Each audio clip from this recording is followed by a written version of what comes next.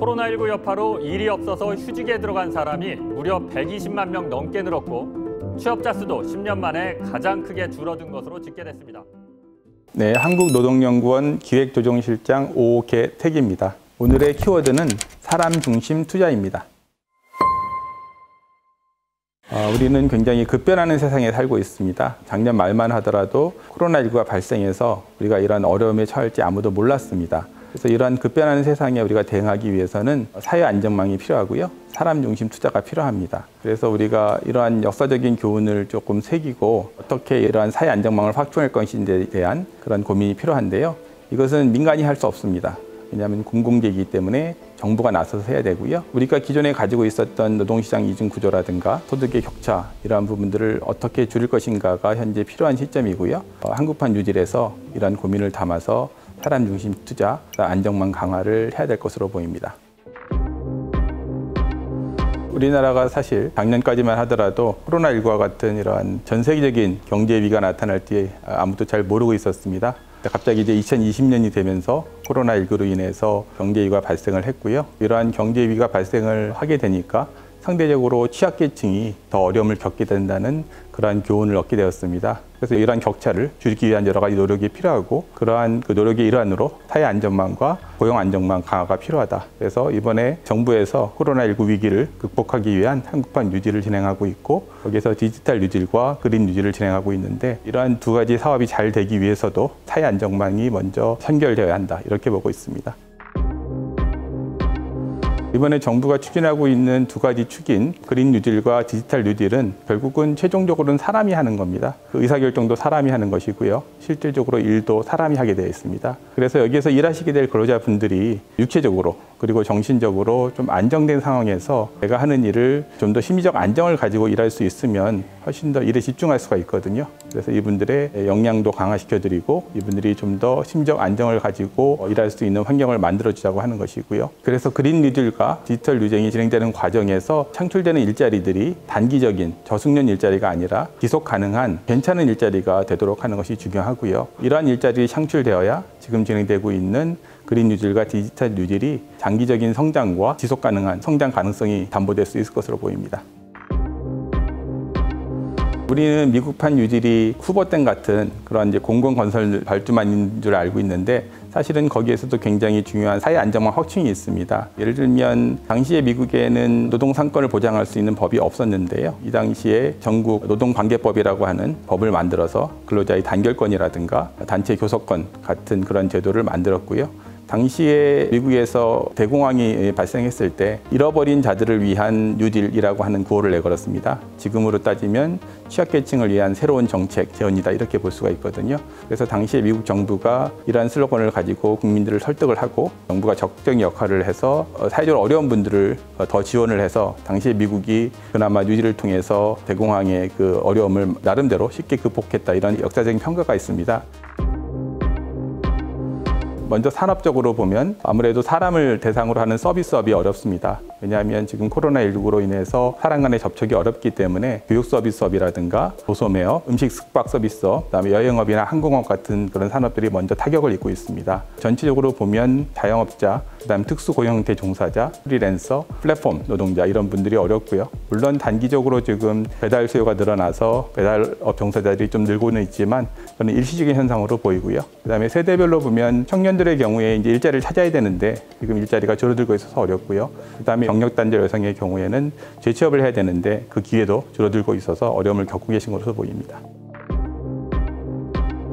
크게 두 가지가 있을 것 같습니다. 실제 재직자분들에 대한 지원이 필요하고요. 그다음에 실업자나 구직자분들에 대한 지원이 필요합니다. 먼저 재직자분들의 경우에 이분들이 현재 직장을 다니고 계시지만 고용의 위협을 느끼는 경우들이 많이 있습니다. 그래서 이 경우에는 고용을 어떻게 유지할 것인가가 핵심적인 부분인데요. 그래서 우리나라 정부에서도 이번에 코로나19 때문에 기존에 있던 고용안정지원금을 대폭 예산을 늘렸습니다. 왜냐하면 기업에서 조금이라도 이분들이 오래 일할 수 있도록 하는 경우에 정부에서 예산 지원을 통해서 이분들의 고용을 조금이라도 좀 더 길게 하겠다라고 하는 그러한 부분이고요. 두 번째 부분은 실업에 대한 부분입니다. 이 위기가 나타나게 되면 실업은 증가하게 되고 구직자는 또 구직의 어려움을 겪게 됩니다. 그래서 앞으로는 이분들을 조금 사회보험을 확충을 해서 이분들에 대해서 이러한 위험이 발생했을 때 좀 더 선제적으로 그리고 체계적으로 지원할 수 있는 그러한 제도의 확충이 필요하다고 봅니다.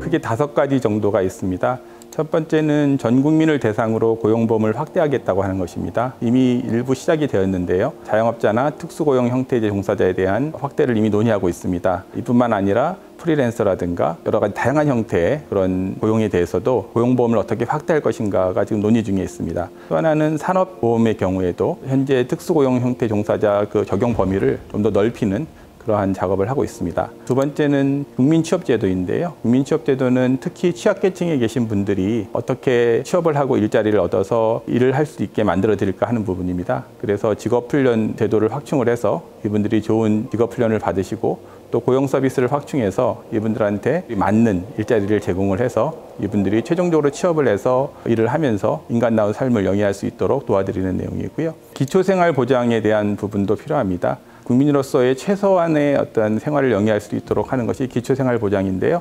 현재 그 범위나 수준이 조금 미약한 부분이 있습니다. 그래서 이 부분을 확충해서 좀 더 나은 삶을 영위할 수 있도록 도와드리는 부분이 있고요.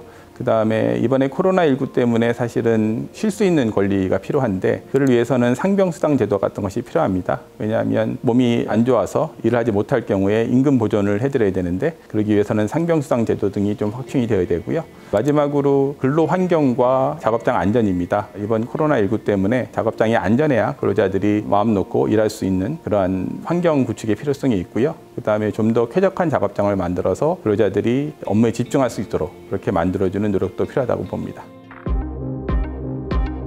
포용적 고용 시스템이라고 하는 것은 크게 4가지 축이 있습니다. 먼저 고용 파트가 있고요. 그다음에 복지가 있고요. 그다음에 안전이 있고 그다음에 역량이 있습니다. 그래서 이 4가지 영역에 대한 선순환 구조를 창출하겠다고 하는 것입니다.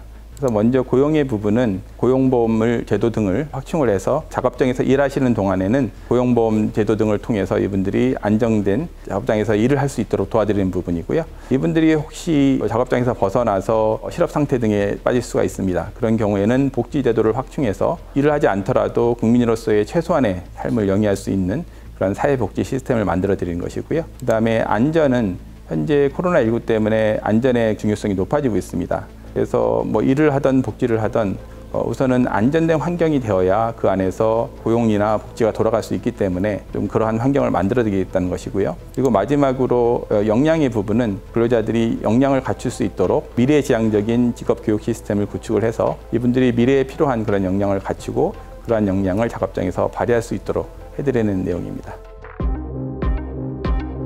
지금의 이제 불확실성에서 어떻게 이 경제 위기를 극복하고 또 고용에서의 어려움을 극복할 건가를 위해서 몇 가지 노력이 필요한데요. 그 중에 하나가 어떻게 혁신 역량을 확보할 것인가 하는 부분입니다. 근데 그것을 자본에 대한 투자나 아니면 기계와 같은 장비에 대한 투자를 통해서 할 수도 있고요.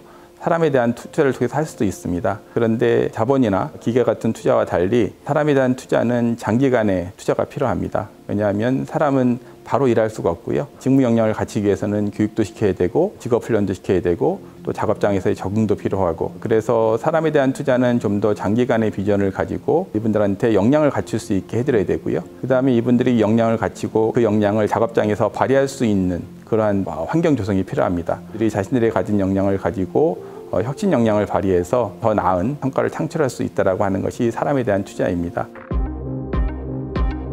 사업도 중요하지만 사람 중심의 뉴딜이 될 필요가 있다고 봅니다. 왜냐하면 단순한 사업을 더 많이 하는 것이 중요한 것이 아니라 이 사업을 어떻게 얼마나 더 건전한 노동시장을 구축하면서 하는 것인가 하는 것이 중요한 것이고요. 따라서 이번 기회에 우리나라 노동시장이 좀 더 건강하고 지속 가능한 그런 노동시장을 만들어서 그것이 이번 기회를 통해서 우리나라 노동시장이 더 발전할 수 있는 그런 계기가 되었으면 좋겠고요. 우리가 우리의 후대 세대들이 일하는 그 노동시장을 좀 더 공정하고 그리고 지속 가능한 그런 노동시장으로 만들어서 물려주는 것이 현 세대가 가지고 있는 그 책무 중에 하나라 생각합니다.